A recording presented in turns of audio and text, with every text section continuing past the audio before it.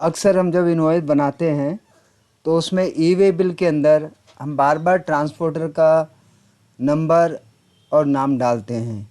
आज मैं बताने वाला हूं कि ऑटोमेटेड ई वे बिल के अंदर ट्रांसपोर्टर का नाम कैसे आएगा। या हम एक इनवॉइस बना लेते हैं।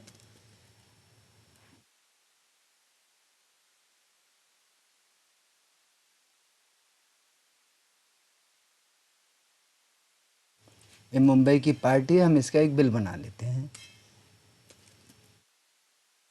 ठीक है, ये 197 बैग सेलेक्ट कर लिए 100 550 के हिसाब से, और ये मेरा IGST आउटवर्ड ये लग गया।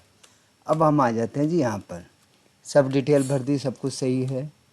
अब यहाँ पर मेरा कोई ट्रांसपोर्टर नहीं है, तो रूटीन में हम ट्रांसपोर्टर डालते हैं।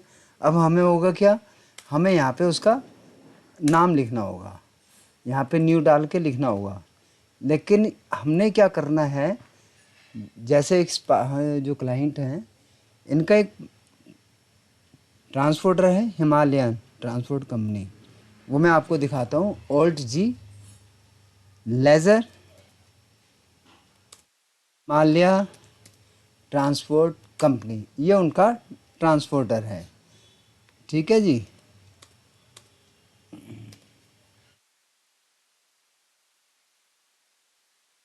हिमालय ट्रांसपोर्ट कंपनी ये है। इसको कंट्रोल एंटर करता हूँ मैं तो उसकी डिटेल आ जाती है, इसका RD नंबर वगैरह सब है, सारी चीज़ें हैं यहाँ। मैं एक कॉलम है यस, इसको मैं यस करता हूँ। इसने पूछ लिया जी स्टेट कौन सी है, प्लेस ऑफ सप्लाई क्या है, is the party A transporter, yes, और मैंने उसको यस कर दिया। कब से, 1/8 से कर देते हैं। अब क्या होगा, उसी बिल में हम वही चलते हैं। आगे मेरा हिमालयन ट्रांसपोर्ट कंपनी और ये मेरा उसका GST नंबर भी आ गया है। अब दोस्तों एक चीज़ और है, जब हम बिल बनाते हैं, अगर गाड़ी की डिटेल हम यहाँ शुरू में ही दे देंगे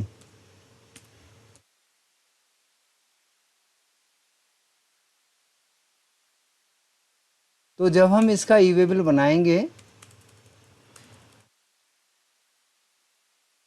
ट्रांसपोर्ट की डिटेल भी आ गई। अब हमने इसको रेगुलर किया, वो नंबर अपने आप ले लेगा। अगर आपने बिल बना दिया उसके बाद आप ट्रांसपोर्ट गाड़ी का नंबर डालोगे तो नहीं लेगा। तो मुझे लगता है आज मैंने आपको काफ़ी अच्छी चीज़ सिखा दी है।